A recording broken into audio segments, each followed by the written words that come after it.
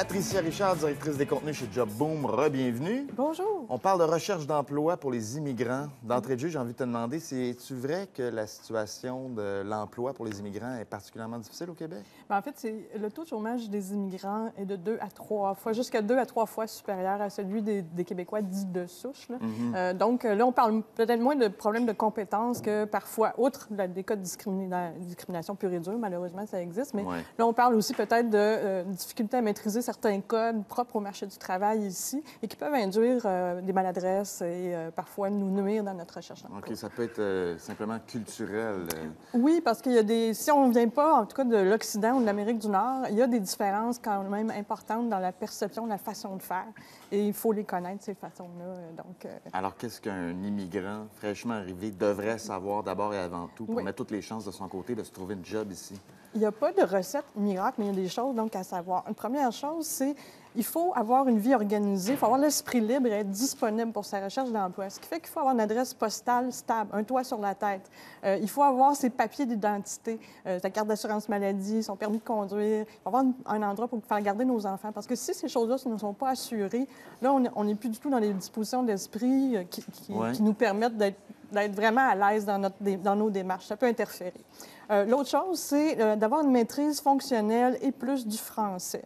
Si on n'a pas cette base-là, c'est sûr que c'est un atout, c'est vraiment un atout. Et à choisir, on choisit de se franciser si on hésite entre le français ou l'anglais. On choisit de se franciser parce que ça va nous aider et ça va nous ouvrir des portes dans toutes les sphères de la société québécoise, d'une part. Si on est déjà francophone, bien là, on peut aller chercher peut-être un atout supplémentaire en anglais, surtout si on veut travailler dans un grand centre urbain, par exemple. Oui, mais ça, on se débrouille assez bien en anglais à Montréal, les façons de trouver du travail, mais en dehors de Montréal, ça ne parle que français. À la base, il vaut mieux maîtriser le français. Ça va être un atout supplémentaire. C'est facile de le faire. Il y a toutes sortes de cours de francisation qui sont offerts. Il y a ensuite, bien sûr, faites l'effort d'aller dans un cours de technique de recherche d'emploi où on va vous montrer comment adapter vos outils, votre CV. Ici, le CV, on va regarder beaucoup les réalisations, les compétences, mais on va accorder peut-être beaucoup moins d'importance, par exemple, à la formation, alors que dans d'autres cultures, la formation est très, très importante. Donc, on va vous montrer ces choses-là dans ces cours-là. C'est offert un peu partout dans les centres locaux d'emploi. Ça vaut vraiment la peine d'aller chercher ce genre de conseils-là. Donc, ça, c'est une étape importante. Et l'autre chose, c'est de se garder branché sur l'industrie qui nous intéresse. Donc, le secteur, qui sont les gros joueurs, les associations professionnelles, les entreprises, être au courant un petit peu de ce qui se passe dans notre domaine, dans celui qui nous intéresse, puis rester branché là-dessus. Le réseautage, on en parle de plus en plus souvent. La chronique emploi, j'imagine que c'est aussi important en fait, pour un immigrant. Voilà, c'est une base. C'est juste que là, ça peut demander de sortir un petit peu de sa communauté immédiate et donc de s'inscrire, de faire du bénévolat, d'être dans des clubs de loisirs, d'écouter les journaux, c'est-à-dire d'écouter les émissions de télé québécoises et de lire les journaux québécois, pardon. Donc, d'être branché, en fait, sur ces éléments-là qui vont nous permettre de mieux connaître la culture dans laquelle on se trouve, évidemment, de rencontrer des gens aussi et de parler aussi de notre recherche d'emploi et donc de commencer tranquillement ce réseautage-là et peut-être se faire offrir une opportunité ou une première entrevue là, à travers nos activités extra-immigration. Oui.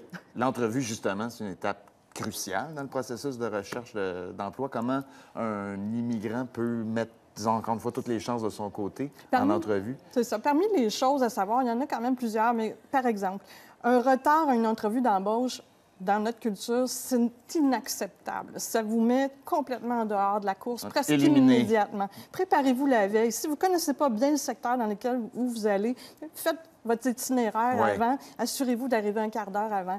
Ici, c'est impardonnable. L'autre chose, c'est qu'un employeur, il cherche à vous connaître ici. Il y en a qui peuvent recevoir les questions d'entrevue comme étant un petit peu une agression ou une sorte de « Oups, on essaie-tu de me mettre en boîte ici? » Mon pire défaut, ma plus belle qualité. Oui, c'est ça. Alors là, ce qu'on veut, c'est vous connaître. Et ça, c'est un apprentissage. Il y a des cultures dans lesquelles parler de soi au jeu, regarder l'interlocuteur dans les yeux, une poignée de main ferme, c'est des choses qu'il faut apprendre parce que ce n'est pas naturel, mais c'est comme ça ici. Alors, il faut le savoir.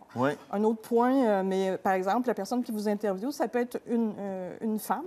Et cette femme-là pourrait devenir votre gestionnaire. Et dans certains cas, il faut qu'on comprendre ici que l'égalité homme-femme, c'est quelque chose de... Donc, il ne faut pas être surpris de ça.